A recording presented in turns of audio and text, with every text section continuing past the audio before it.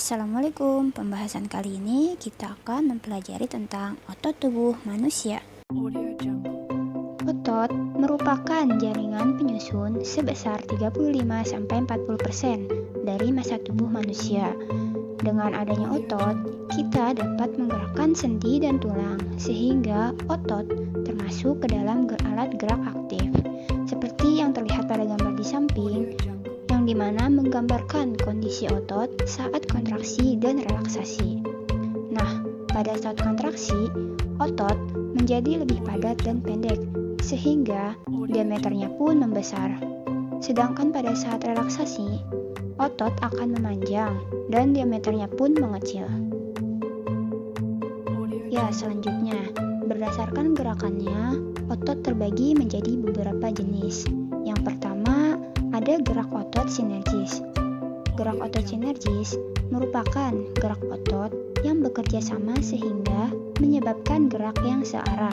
Contohnya seperti yang terlihat di atas, yaitu gerakan ketika menelungkupkan telapak tangan yang biasa disebut dengan pronasi. Yang kedua ialah gerak otot antagonis. Gerak otot antagonis merupakan kontraksi otot yang dapat menimbulkan efek gerak yang berlawanan. Contohnya, pada kerja otot di lengan atas bagian depan atau otot bisep dan otot di lengan atas bagian belakang atau otot trisep. Seperti yang terlihat di animasi. Ketika otot bisep berkontraksi, maka otot trisep akan berelaksasi. Dan begitu pun sebaliknya. Gerak otot antagonis lainnya ialah ada gerak meluruskan atau ekstensor dan membengkokkan atau fleksor. Contohnya, gerakan kaki melipat ke bawah lalu kembali lurus. Selanjutnya, berdasarkan jenisnya, otot terbagi menjadi beberapa jenis. Yang pertama, ada otot rangka.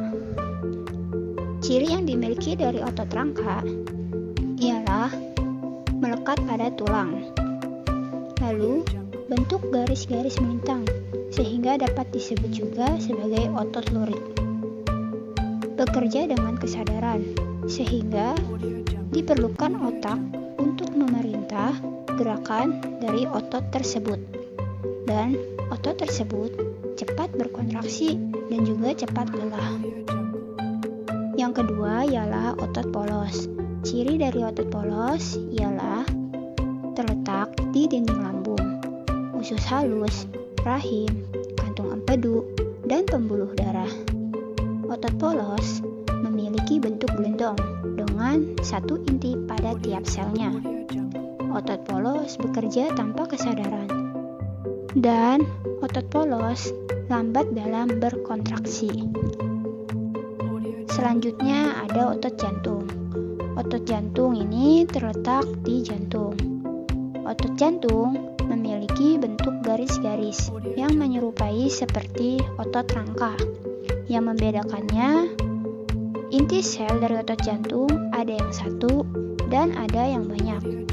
Lalu, otot jantung itu bekerja tanpa kesadaran, sehingga tidak memerlukan perintah dari otak untuk mempekerjakan otot jantung. Lalu, otot jantung berkontraksi kurang lebih 70 kali per menit, yang biasa disebut dengan detak jantung, sehingga berkontraksi sepanjang hidup. Nah, seperti yang sudah kita pelajari barusan, bahwa otot jantung dan otot polos bekerja tanpa perlu diperintahkan, yang artinya kedua otot tersebut dapat tetap bekerja walau dalam kondisi tertidur. Coba teman-teman bayangkan, jika semua otot bekerja dengan kesadaran, seperti pada otot rangka yang bekerja dengan kesadaran, kita tidak akan bisa beristirahat, karena jika kita terlelap, maka otot jantung akan berhenti berdetak.